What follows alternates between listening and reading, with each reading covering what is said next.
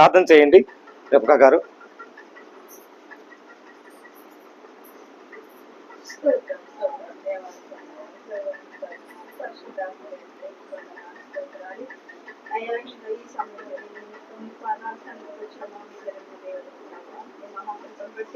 శ్రీమతి గారు మరి మా మధ్యకి తీసుకొచ్చి మరి ఈ రీతిగా మరి ప్రార్థనకు సిద్ధపరిచినందుకు వందనాలు.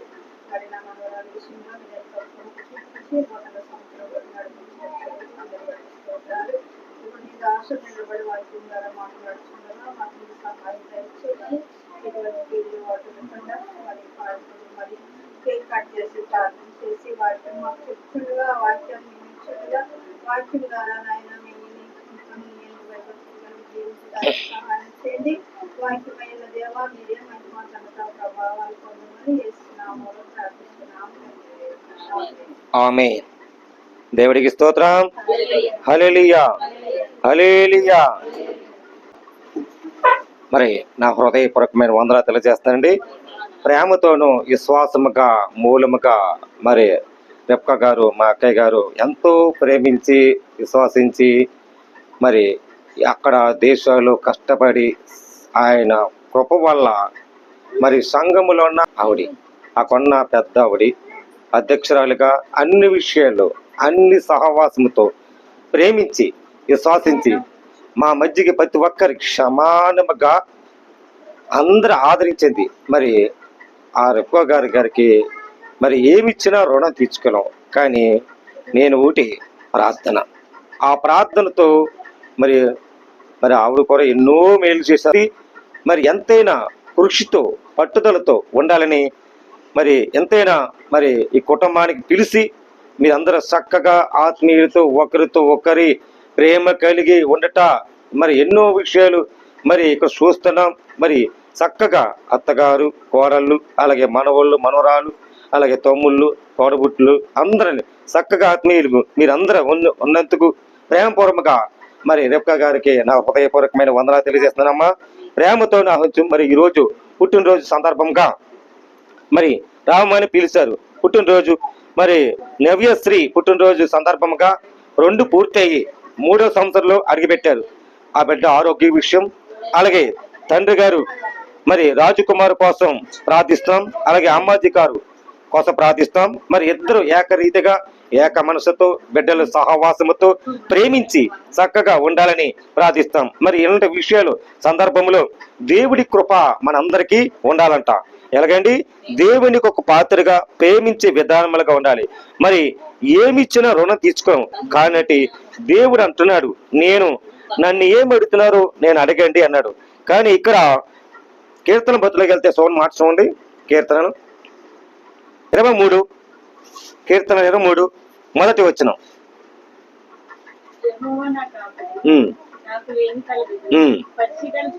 పచ్చగల చోట్లను ఆయన నన్ను పరుండి చేస్తున్నాడు, శాంతికరమైన జనముల యొద్ద నడిపిస్తున్నాడు. దేవుడికి స్తోత్రం.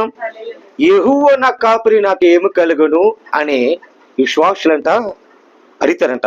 పచ్చగల చోట ఎక్కడ నిలబెడతావో, ఎక్కడ నీడగా ఉంటావో శాంతిని కావాలి, శాంతికరమైన మాటలు మనకు కావాలి. ఆయన అంటున్నాడు, నేను పరుండి చేస్తున్న శాంతికర జనములు నేను నడిపిస్తున్నాను. నడిపించే దేవుడు ఎక్కడ నడిపిస్తాడంటే మనం ఎక్కడ పని చేస్తున్నా, ఎక్కడ నివసించినా, ఎక్కడ కష్టపడినా, ఎక్కడ ఉన్నా దేవుడంట శాంతికరమైన జనములు ఎద్దగా నేను నడిపిస్తున్నాను అన్నాడు. దేవుడికి స్తోత్రం. యెహోవా నా కాపరి, నువ్వే నా కాపరి, నువ్వు లేనిది నేను ఉండలేనయ్యా, నువ్వు లేని నేను జీవించలేనయ్యా. కారణం దేవునికి మనం ఇప్పుడు కాపరిగా ఉన్నాడంట. గొర్రెలకి కాపరి ఎలాగున్నాడు అలాగా యెహోవా నా కాపరి నాకేమను నా మంచి కాపరి అంట. ఎలాంటి ప్రాణ పెట్టాడంట. ఒక మంచి కాపరి, ఒక కాపరిగా అధ్యక్ష కాదు దేవుడి కుమారుడిగా వెలిగించబడి ఉన్నాడు. మరి నాకు ఏమి కావాలి? సంవత్సరాలు గడుతున్నాయి, అలాగే మరి మనవరాలు కూడా ఎదుగుతున్నారు. కారణం యెహోవా నా కాపరి, పచ్చగల చోటన శాంతికరమ జనములను ఎత్తగా నివసించున్నాను, నాకు ఇది ఇవ్వయా అది ఇవ్వయని ఆయన ప్రేమతో నడిపించాలంట. ఎలాగండి? ప్రేమతో ఎక్కువ ప్రేమించాలంట. చూడండి మత్తయి సువార్తకి వెళ్తాం. చూడమ్మా, మత్తయి సువార్త 10:37. తండ్రినైనను ఉమ్, తల్లినైనను ఉమ్, నాకంటే ఎక్కువగా ప్రేమించేవాడు ఉమ్, నాకు పాత్రుడు కాడు. ఉమ్, కుమారునైనను ఉమ్, కుమార్తెనైనను ఉమ్, నాకంటే ఎక్కువగా ఉమ్, ప్రేమించేవాడు ఉమ్. నాకు పాత్రుడు కాడు. కాదు ఏంటంటే తల్లి అయిన తండ్రి అయిన ఎక్కువగా ప్రేమిస్తారంట. దేవుడికి స్తోత్రం. ఏంటంటే తల్లిగా తండ్రిగా మీకంటే ఎక్కువగా పాత్రుడిగా కుమారులు కుమార్తెలక ప్రేమించేవాడు నాకు పాత్ర కాదు. నేను మీకోసం సిలువెత్తికి ఎంపిన ఒక్క పాత్రను కాదు, నా ప్రాణము దక్కించే వారు పోగొట్టుకున్న నిమిత్తము ప్రాణం పోగొట్టుకున్న మనం దక్కించుకుని ఫలం పొందాలంట. ఫలం, ఇప్పుడు ఫలం కావాలి. ఫలాలంటే ఈ రోజులో దేవుడిచ్చిన ఫలం కావాలి. మనం ఏ బట్టి ఆ ఫలాలు తినకూడదు. దేవుడి కృప మనకి మరి ప్రేమ చూపించే ఫలం కావాలి, ఆత్మ చూపించే ఫలం కావాలి, ఆయన రక్షించే ఫలం కావాలి, నీతిని యథార్థము నడిపించే ఫలం కావాలి. అలా నడుచుకుంటే దేవుడు మనకి క్రీస్తు కోసం నిలిచినట్లు ఉండాలంట. క్రీస్తు అంటే ఫలాలు నిలిచి, క్రీస్తు అంట నిలిచి ఉండండి అన్నట. చూడండి యోహాను సువార్త 15 చూడమ్మా. యోహాను సువార్త 15:4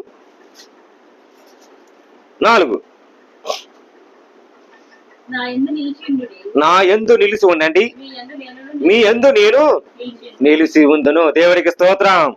మరి ఏంటంటే యెహోవా నా కాపరి, నాకు ఏమి కలుగును, పచ్చగల చోట పరుండి ఉన్నాను కదా, ఇక్కడ ఉన్నాను కదా, ఏ దేశంలో ఎక్కడ ఉన్నా అన్నాడు. నా యందు నిలిచి ఉండండి, నీ యందు నిలిచి ఉన్నాను కదా. దేనికి భయపడుతున్నావు, దేనికి దిగులు పడుతున్నావు అసలు చదవమా. తీగ ద్రాక్ష వలి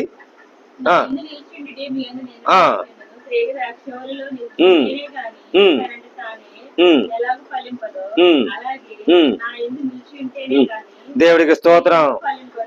ఏదంటే ద్రాక్ష వలంట నిలిచి ఉన్నది కానీ ఎలాగ ఫలించును, నా యందు నీకు మీకు నిలిచి ఉన్నాను కాదా, మీరు ఫలిస్తున్నారు కాదా. దేవుడికి స్తోత్రం. మన దేవుని యందు ఉండాలంట. మరి ఒక సహోదరి, అయ్యా మరి ద్రాక్ష వలు కావాలి అని అంటే ఒక రైతు వచ్చి చూసి, అమ్మా మరి నీ చేస్తానుండు అంటే ఆ తల్లి ఎంతో నోరుసిపోయి మరి నాకు చిన్న ద్రాక్ష పళ్ళు కావాలి అని అలాగ వెళ్తుంటే అక్కడ చూసిన తీగలు చాలా చక్కటి ద్రాక్ష పళ్ళు అన్ని రకాలు. కానీ ఈ పెద్దావిడి ఇంకా రాలేదు, ఇంకా రాలేదు, ఇంకా రాలేదు, నిలిచి ఉందంట. నిలిచి ఉంటే తన ఆలోచనతో మూలుకుంటే ఇంకా రాలేదు, అయ్యో నేను వెళ్ళిపోతాను కాదా, నేను దారంటే వెళ్ళిపోతాను కాదా అని ఇలాగా తన హృదయములు అనుకుంటే అప్పుడు లేట్ అయిందట. గంట, అరగంట, 2 గంటలు, ఇలాగ 3 గంటలు అలాగ లేట్ అయిపోతే అప్పుడు ఆ ముసలావిడి అలాగెళ్ళిందట. 70 సంవత్సరాల ఆవిడి. అమ్మా రాయండి అమ్మా.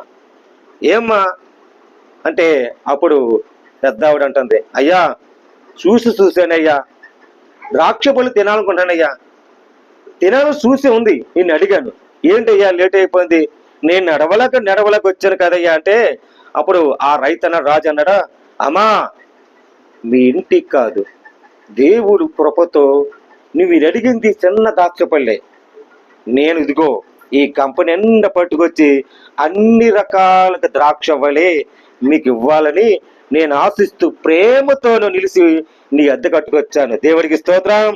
హల్లెలూయా. ఎందుకంటే ప్రేమతో అంటే ద్రాక్ష వలి ఎక్కడ ఉందండి, ఇంటికి నివసించే అన్ని రకాలు అంటే అప్పుడు నమ్మకమైన ప్రేమ, నమ్మకమైన విశ్వాసముతో దేవుడు ద్రాక్ష వలె నా యందు మీరు, నేనంది మీరు కదా, ద్రాక్ష వలి తీయటం వల్ల నీకు నిలిచి ఉన్నాను కదా. అలాంటి ఫలించే కుటుంబంలో ఫలించే హృదయము మీకు ఇవ్వబోతున్నానని దేవుడు మీతోనే మాట్లాడుతున్నాడు. 6వ చదవమ్మా.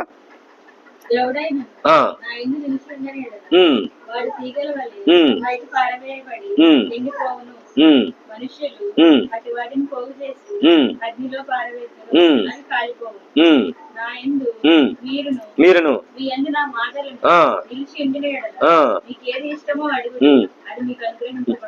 దేవుడికి స్తోత్రం. ఈ పెద్ద ఆవిడ ఏం చేసింది, మీకు ఏమి ఇష్టమో, నాకు ద్రాక్ష పళ్ళు కావాలయ్యా, నిలిచి ఉంది ఆవిడ. అప్పుడు అనుగ్రహాన్ని మీకు అనుగ్రహిస్తాను. కానీ చక్కటి ద్రాక్ష పళ్ళు దేవుడు ఇచ్చాడు. కానీ ఆవిడ సంతోషముగా ఉండి, ఆహా ఎంత ద్రాక్ష వల్లి, ఎంత తీయటి మనసైనా ఎంత ఎప్పుడు చూడలేదే అంటే, అమ్మా మీరు నిలిచిన్నారు, మనం నిలిచి ఓపుకతో ఉండాలంట. ఓపిక ఆ ఓపుకి ఇప్పుడు ఉన్నాము. చక్కటైన ద్రాక్ష పళ్ళు అన్ని రకాలుగా ఇస్తాడు. చూడండి, దేవుని ప్రేమించే సోదరులు అంటాడు. మరి యూద వెళ్ళిపోతాం చూడమ్మా. యూద 20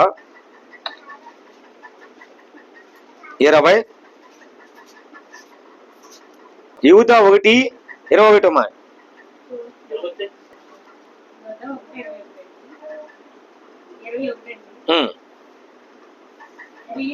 స్త్రీలారా, మీరు విశ్వసించు అతి పరిశుద్ధమైన దాని మీద మిమ్మును మీరు కట్టుకొనుచు పరిశుద్ధాత్మతో ప్రార్థన చేయుచు నిత్య జీవమైన మన ప్రభువులకు యేసుక్రీస్తును కనికరము కొరకు దేవుని ప్రేమ నిలిచినట్లు కాచుకొనండి. దేవుడికి స్తోత్రం. పరిశుద్ధాత్మను నిత్య జీవుని ప్రభువులకు ప్రభు కనికరమకు కనిపెట్టి ప్రేమతో నిలుచున్నగా మీరు కాసుకొని ఉన్నారు కదా. ప్రియురాలా, విశ్వాసించండి. పరిశుద్ధ స్థలములను పరిశుద్ధ నివసించే మన ప్రభువుని యేసుక్రీస్తు అన్నాడు, నేను నిత్యముతో నేను ప్రేమిస్తున్నాను కదా. నీ జయము పొందాలన్నా, విజయం పొందాలన్నా, నీ కనిపించి సమాధానగా ఉన్నాను కాదా. యెహోవా నా కాపరి, నాకు ఏమిని కలుగుదును అన్నా కాదా. ఇప్పుడు నేను ద్రాక్షవలి మీకు ఇంటిలోను నివసింప చేయాలని కనికిరికి సమాధించేవాడు. కనికిరము ఆయన రూపం చూపించే ఆయన శాశ్వతమైన ప్రేమగా ఉండాలంట. ఇరిమియా గ్రంథంలోకి వెళ్ళిపోతాను చూడండి. ఇరిమియా 31:3 వెళ్తే, నేను శాశ్వతమైన ప్రేమతో ప్రేమిస్తున్నాను అన్నాడట. ఎలా ప్రేమిస్తున్నానండి చూడండి అమ్మా. ఇరిమియా గ్రంథం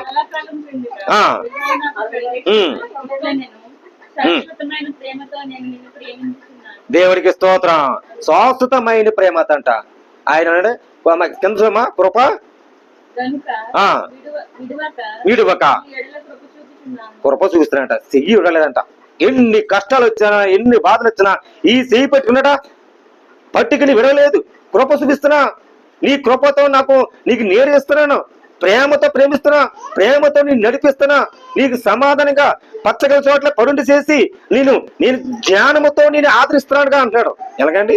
ప్రేమతో నడిపించాలంట. ప్రేమతో నడిపించడు ఆయన ఉండాలండి. మరి పిల్లలకు కూడా చాలా చక్కగా ఈ వేదిక మీద ఉండాలంట. చూడండి అమ్మా. మరి ఎపిసిలోకి వెళ్తాం చూడమ్మా.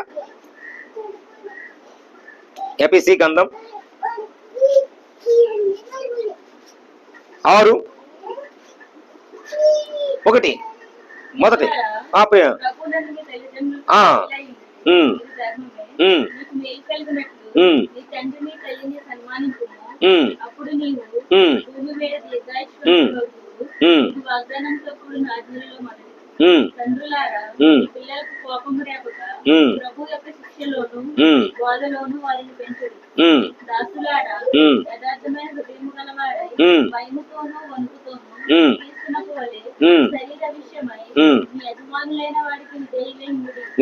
ఉన్నాయండి. ఇక్కడ ఏముందండి? మరి ఇక్కడ పిల్లలారా, ప్రభునందు మీ తల్లిదండ్రులు వివేదిగా ఉండండి, ధర్మమే. చాలా మంది పిల్లలు తల్లిదండ్రులు లోపల ఉంటారు. తల్లి భావములో, తల్లి అడుగుజోడులో, లేక తండ్రి భావములో ఉంటారు. మనము కూడా తల్లిదండ్రులు లోబడి ఉండాలి. ఎందుకంటే మరి చిన్నపిల్లలు తెలిసి తెలియగా కొద్దిగా పొరపాట్లు రావచ్చు, కోపం రావచ్చు. కానీ ఈ బైబిల్ ఏం చెప్తుందంటే, ఈ వేదిలై ఉండండి, ధర్మమే. ధర్మ ప్రకారంగా ఉండాలంట. ధర్మశాస్త్ర ప్రకారం ఇలా ఉందంటే, ప్రభువునందు మీ తల్లిదండ్రులు ఉన్నారు కదా, మీరు కూడా తల్లిదండ్రులు ఎదురైనా అవుతాం. ఆ తల్లిదండ్రులు కూడా ప్రేమ చూపించాలంట. ఏక మనస్సుతో, ఏక సహవాసముతో. ప్రియమిట్లరా, మనం యథార్థమైన హృదయంలో ఉండాలంట. మరి దేవుడి పిల్లలంట మొత్తం అన్ని విషయాలు తల్లిదండ్రులు లోబడి ఉండాలి. ఎలా ఉండాలంటే అవును అనాలి, కాదనకూడదంట. దేవుడు ఎంత లోబడి ఉన్నామో అన్ని విషయాలు పిల్లలకంట తల్లిదండ్రులు లోబడి ఉండాలంట. చూడండి అమ్మా. మరి అదే విషయంలో చూడతాం. కొలసీకి వెళ్తామా. కొలసీ పత్రిక 3:20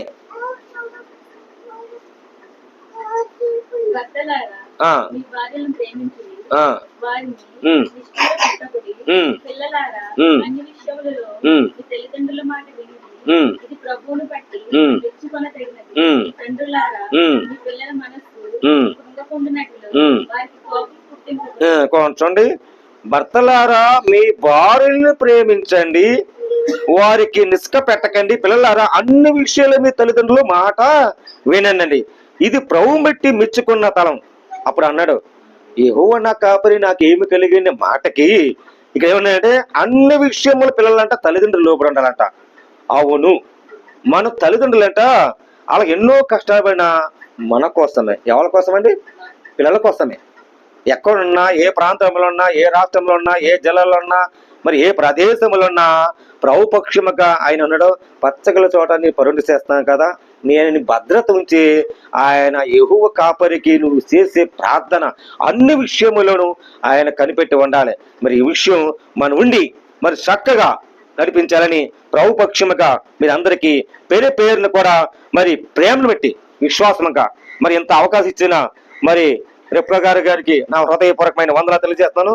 మరి ఎంత ప్రేమను బట్టి, ఎంత విశ్వాసను బట్టి దేవుడి కృప మరి ద్రాక్షవలి తీయటి మనసైన అన్ని చక్కగా మీరు ఏమడుగుతారో అదే ఇవ్వాలని ప్రభుపక్షముగా ఉన్నారు. మరి ఈ విషయం మీరు అందరూ తెలుసుకొని ప్రభుపక్షముగా మీరు అందరికీ పేరు పేరును కూడా వందనాలు తెలియజేస్తున్నాను. దేవుడి మాటలు దీవించి ఆచరించిన కాక ఆమేన్. హల్లెలూయా, హల్లెలూయా. మరి చక్కటి మరి సాక్ష్యం ఇచ్చిన మరి రెప్కా గారికి నా హృదయపూర్వకమైన వందనాలండి. మరి చాలా విషయాలు కష్టాలు పడ్డారు పాపం. మరి అన్ని విషయాలు ప్రార్థన చేసేవాడిని, అన్ని విషయాలు అంత ప్రేమగా ఉండి మరి సంఘంలో ఉన్న అక్కడ సంఘంలో పెద్దవాడి అక్కడ 3-4 ఉంటారు.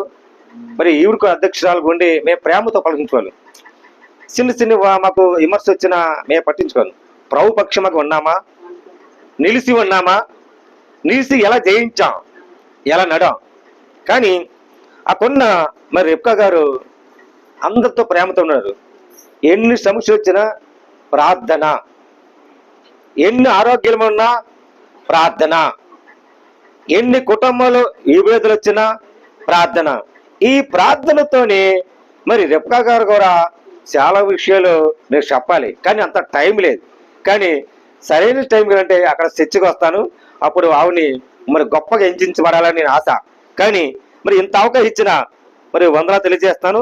మరి ఇక్కడ మరి కేక్ కట్ చేయాలి, వాటి కోసం మరి ప్రార్థన చేద్దాం. అమ్మ, మీరు ఎవరైనా చిన్న ప్రార్థన చేయండి. మరి కేక్ కట్ చేయడు. నీ పరిచర్యను తుదముట్టించుటే నా